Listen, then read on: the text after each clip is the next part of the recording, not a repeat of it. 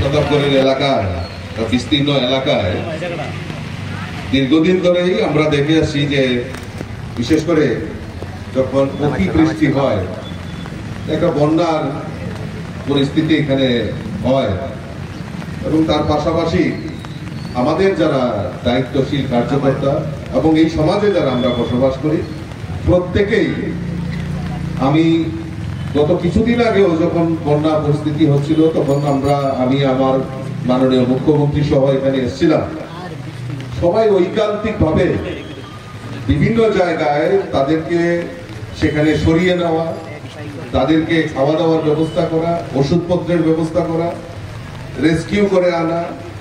তো এলাকার সবাই মিলে যেভাবে আপনারা এগিয়ে এসে এবং বিশেষ করে ক্লাব যেভাবে এগিয়ে এসে মানুষের সহায়তার পাশে দাঁড়িয়েছে, আমি আপনাদের এই সহানুভূতি দেখে আমি নিজেও অভিভূত হয়েছি।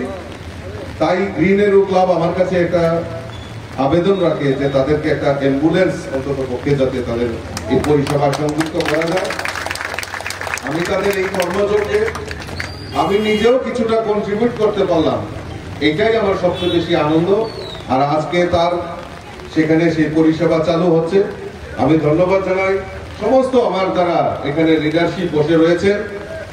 আপনারাও বিভিন্ন সময়ে এই সামাজিক দায়বদ্ধতা এবং সমাজকে রক্ষার জন্য, আমাদের এই প্রতাপগড়ের মানুষের পাশে দাঁড়ানোর জন্য আপনারা যে অক্লান্ত পরিশ্রম করেন সেটা আগামী দিন আরো জারি রাখবেন।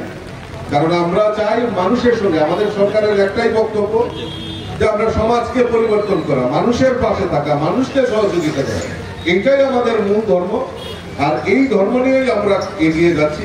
তো আমি কথা না বাড়িয়ে আমি প্রতাপগড়ের সমস্ত যারা এখানে উপস্থিত হয়েছে বা আমাদের যারা এই এলাকার সুধী নাগরিক প্রত্যেকের জন্য এটা আজকে উৎসর্গ করা হচ্ছে, যাতে এর পরিষেবা গ্রিন এরো ক্লাব, বাজার এবং আমার যারা নেতৃত্বরা রয়েছে তারা সুন্দরভাবে পরিচালনা করবেন, এইটা আত্মবিশ্বাস রেখে আমি সকলকে আবারও আন্তরিক অভিনন্দন জানিয়ে আমার কথা